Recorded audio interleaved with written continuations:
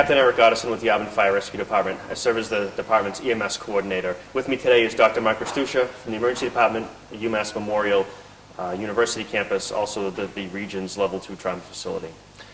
One of the important things to note with this film is years ago, patients were merely brought to the hospital. They were ambulance drivers, and they were simply brought to the hospital. Very little care was given.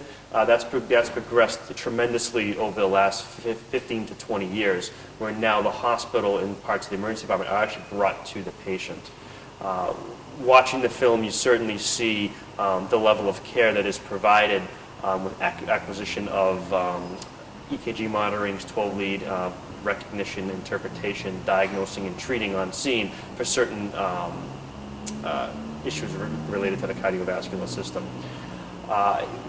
Additional people on scene with us help us tremendously.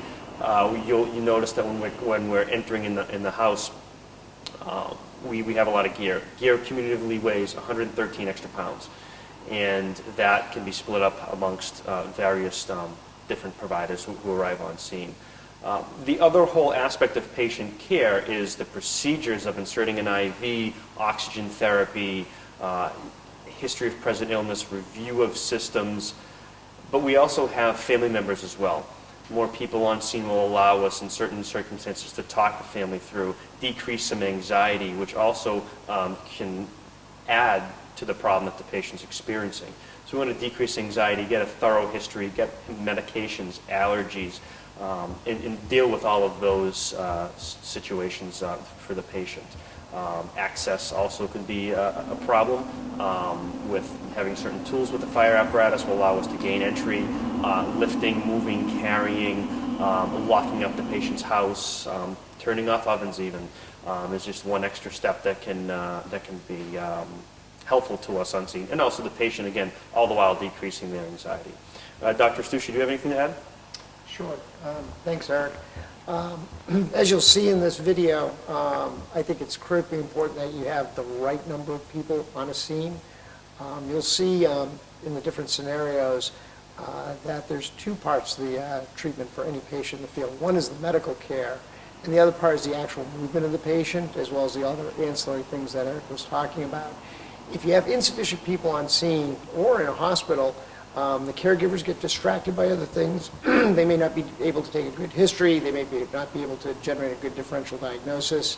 Having sufficient personnel on scene to allocate the appropriate tasks to each means the call goes much quicker.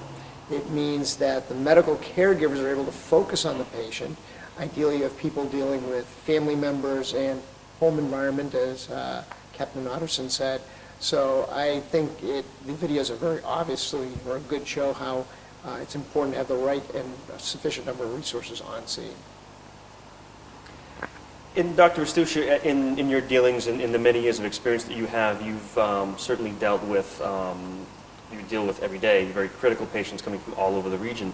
Can you touch upon how important it is to have a solid pre-hospital care delivery of the pre-hospital care to the patient?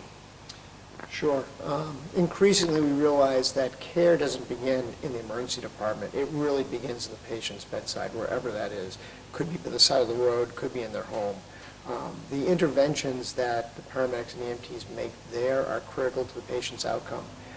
For time-critical things like stroke, heart attacks, trauma, time is critical. And so it's very important that the caregivers are very focused and deliberate and quick in their actions.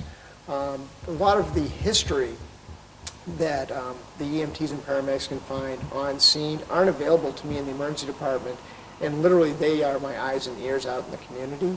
So from being just ambulance drivers, they are actually medical professionals that are practicing in the field.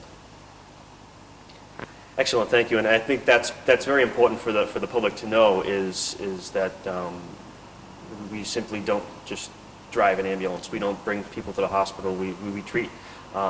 These providers are very skilled at their craft. They're very good at what they do, and I think that you'll see that in these videos.